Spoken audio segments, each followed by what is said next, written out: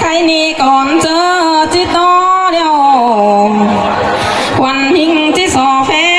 จุ่มเอ่ยนางนาบมเชื่อก่อนในเนื้อนาน้องเว้ยเอามิดมาว่าสอแฟจุ่มเมื่อยนางหมูแกมาเหล่าสอแฟเจ้า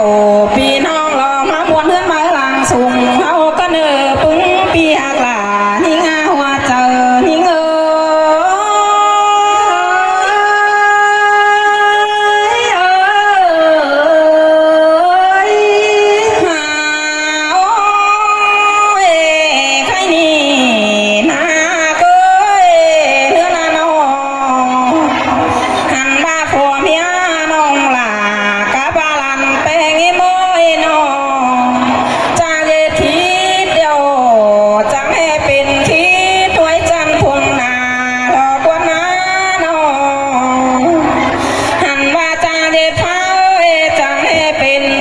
ฟื้นดีเท่าบักคืมท้องเนื้อจ้าเด็ดเสือจังให้เป็นเสือฟื้นข้ามนอนนุ่งหัวหนาวรอกวนหน้าสายเจอนี่ล่ะเสือเสืองเดินได้หาบุญปันนี่ไงโอ้ยหากโอ้ยเถื่อหน้าน้องอ่านว่าจ้าเด็ดเปล่าแกงสาวเอ้ยจังให้เป็นผัวเจืองกันเรื่องแต่ดอกหันว่าดูหล่าเอ้เมื่อจังไหลเถื่อนแข่งเล็บเดียวบ่นอนกว่านอเถื่อนร้อนฝนร้อนล้มเบาจานรอฟ้าใครนี่จังให้มีเงินบ่หลอนเดียวใครไว้กว่าดูเอ้ยนอเงินบ่เล่งบ่ไหลใครเข้าหันว่าเงินบ่เอาบ่ทั่วที่เรื่องเราก็น่าดูหลาเอ้มาใส่เจอเอ้เบ้ยน่าเฮ้ยเสียงเกินได้หาบุญปั้นเลยเนาะโอ้ยเจ้านี่ลูกไปไงจังแห่โตสู้กันเดือนลางกว่างโลกว่าใครนี่ถ้าบาดที่เดือนไม่เดียวลูหลาเอ้เบ้ยให้ด่านหมดมาแต่งมาในนอลายเพลงลายโตมาหย่ำมาในหัวใจนี่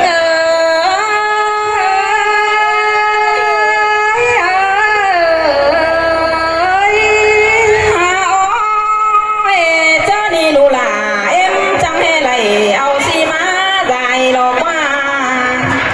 อ่านว่าเห็นตาเสหลวงคนใช้มาอย่ามาโถกันแน่นอนสีมังก็สิมเสินเดียวหามิเสเอามาเราก็หาอ่านว่าแงกเสินลามีก้นเอาเต่าเราแค่นี้ดูหลาเอ็มนี่หัวเจอเอ็มนี่แม่น้ำหลาแม่นายแต่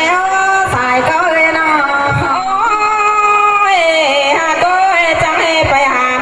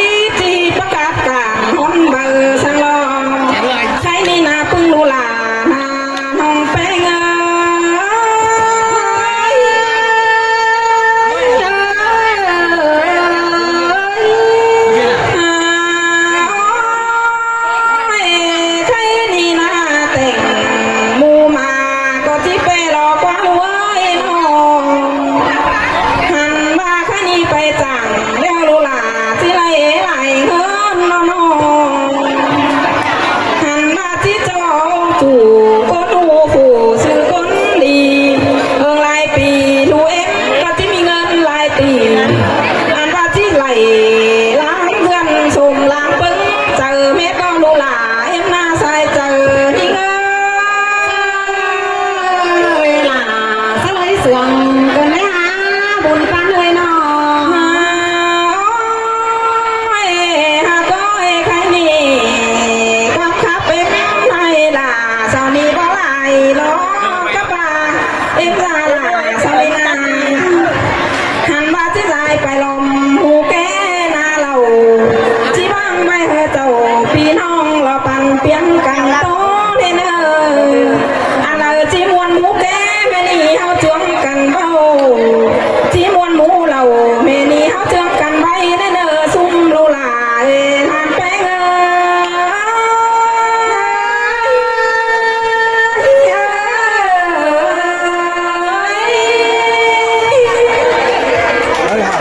คอดหนึ่งสองเสืองแหน่เข้าไปนะหนึ่งมา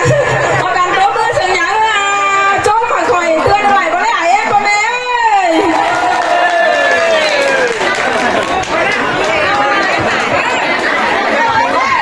เลยซอ2เอ็มเนาะครับสำหรับบอลพี่น้องเลยเนาะเอากัดตัวมือ2เอ็มมาพอดีช่วยได้บอกให้พี่น้องเอ้ยเราจะได้กับมันนะ โอ้บ่ฮู้ว่าเนาะข่าวหัน วันนี้ท่านได้จุดได้ส่งให้ทุกคนเสนอเชิญเลยไหมเพื่อไปบัวเทียบเทียว ได้ค่ะ แสดงผมแสดงสิ่งเคยแต่ตอนที่กูมีกันทั้งอย่างไรไปบัวนักกีแสดงผมแสดงอ่ะกูสิชิดเลยเกี่ยวกับเขาเนี่ยสามพันสุด ข้าวหนึงได้เห็นร้านได้สักข้าวเอากับพอถึงก็ไม่หมายเด้อเอ็มไม่ต่างเลยนะเอ็มไม่เคยซื้อต่างเลยเด้อดูหนังแก้มดูหนังครับเรียงเดียวเลยนะถึงได้ไหมเด้อพี่น้องกินน้อยกับเมาแต่ดิ